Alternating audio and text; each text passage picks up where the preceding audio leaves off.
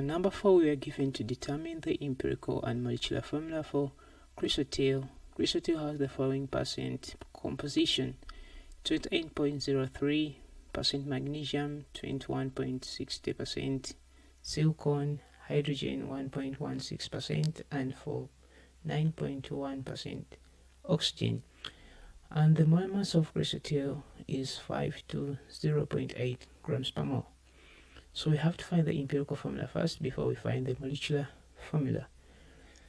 So we have to convert the percentage composition that we were given into moles by dividing them with their molecular weight or atomic mass. Yeah, so they say chrysotile has magnesium and silicon,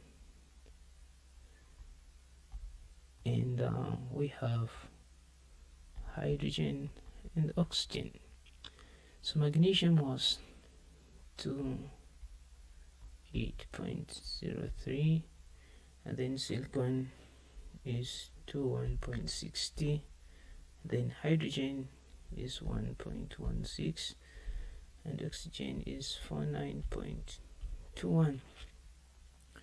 So we have to divide them by their atomic mass. So if you go on your periodic table, you will see that magnesium has 24 as the atomic mass, and silicon has 23, and then hydrogen will write 1, and then oxygen will write 16. So we have to put that in our calculators. 28.03 divided by 24, that gives us 1.16, and then 21.60 divided by 23, that gives us 0.77, and this one gives us the same, that's obvious, and 49.21 divided by 16, that gives us 3.07. So we have to divide these numbers with the smallest one to find the whole ratio. So that means we'll divide them by 0.77 since it's the smallest.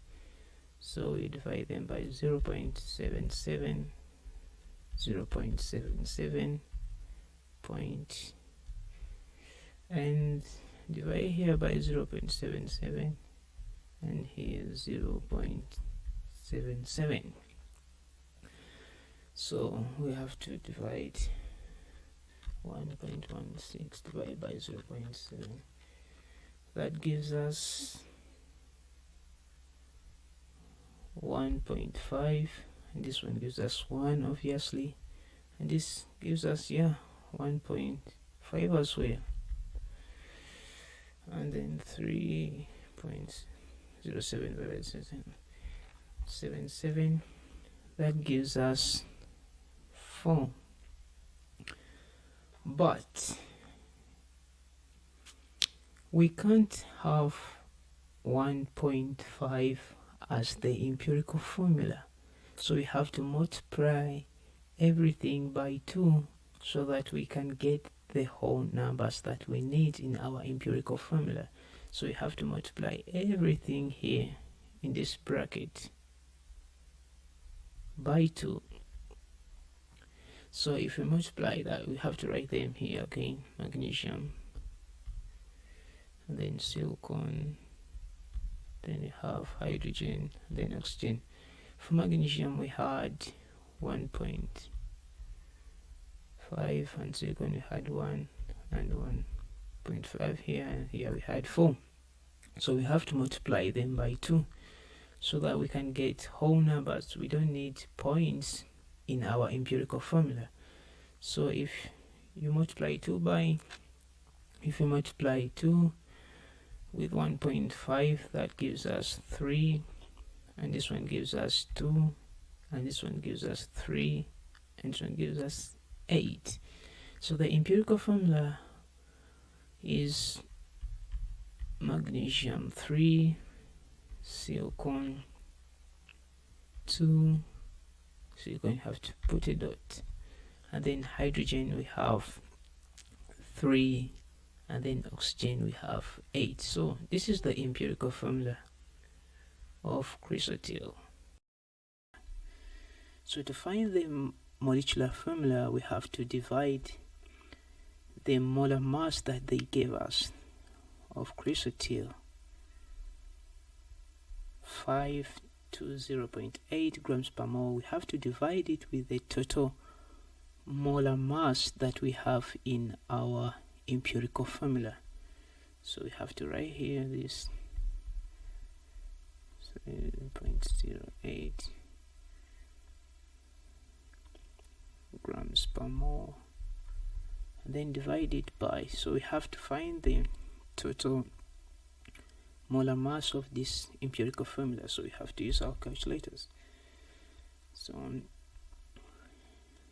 if magnesium we had 24 as the atomic mass, so times 3, and then silicon